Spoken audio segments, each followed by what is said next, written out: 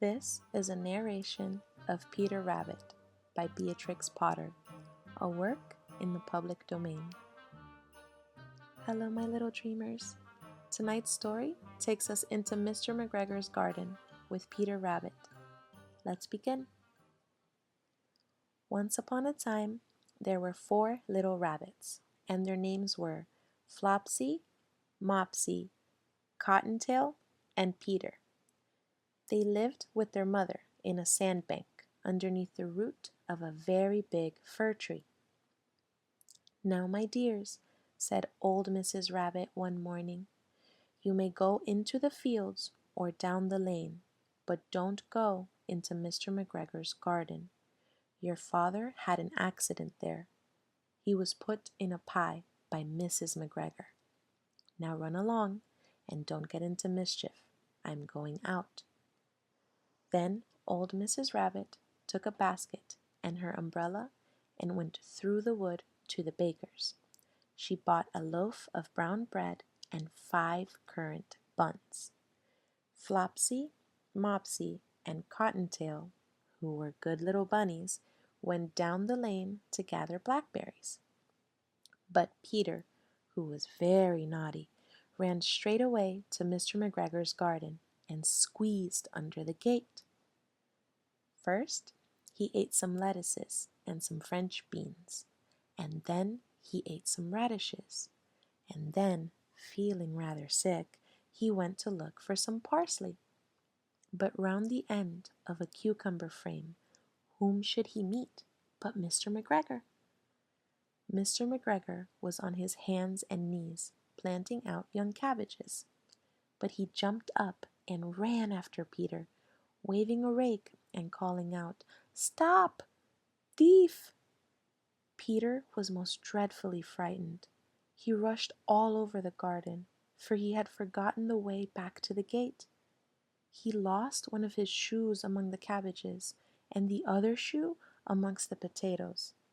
After losing them, he ran on 4 legs and went faster, so that I think he might have got away altogether if he had not unfortunately run into a gooseberry net, and got caught by the large buttons on his jacket. It was a blue jacket with brass buttons, quite new. Peter gave himself up for lost and shed big tears, but his sobs were overheard by some friendly sparrows, who flew to him in great excitement and implored him to exert himself. Mr. McGregor came up with a sieve, which he intended to pop upon the top of Peter, but Peter wriggled out just in time, leaving his jacket behind him, and rushed into the tool shed and jumped into a can. It would have been a beautiful thing to hide in if it had not had so much water in it. Mr. McGregor was quite sure that Peter was somewhere in the tool shed, perhaps hidden underneath a flower pot. He began to turn them over carefully, looking under each. Presently, Peter sneezed. "Kerchoo!"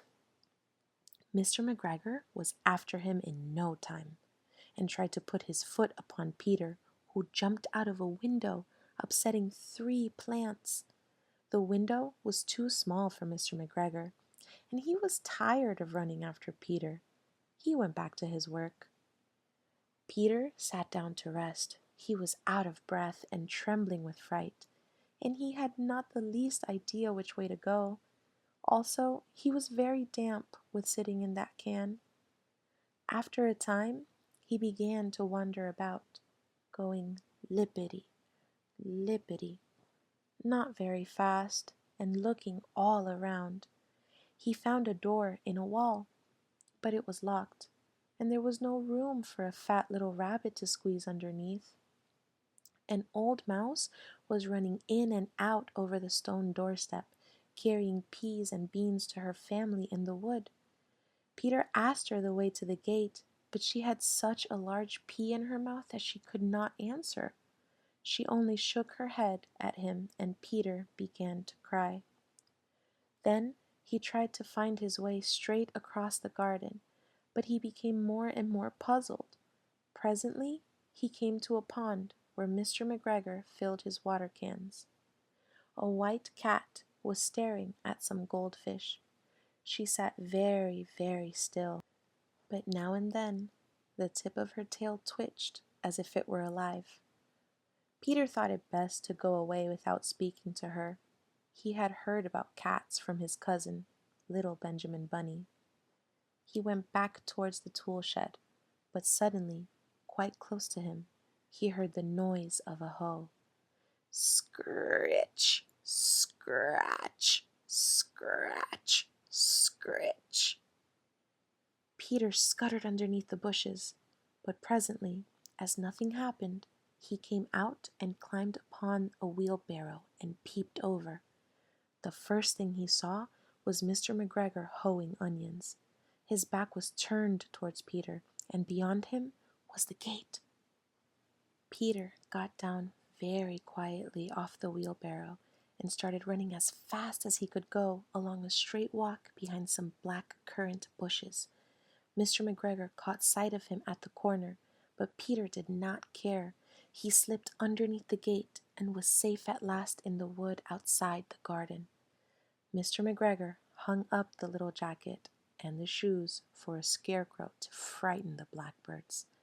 Peter never stopped running or looking behind him till he got home to the big fir tree. He was so tired that he plopped down upon the nice soft sand on the floor of the rabbit hole and shut his eyes. His mother was busy cooking. She wondered what he had done with his clothes. It was the second little jacket and pair of shoes that Peter had lost in a fortnight. I am sorry to say that Peter was not very well during the evening. His mother put him to bed and made some chamomile tea, and she gave a dose of it to Peter. 1 tablespoon to be taken at bedtime. But Flopsy, Mopsy, and Cottontail had bread and milk and blackberries for supper. The end. Thank you for listening, my little dreamers.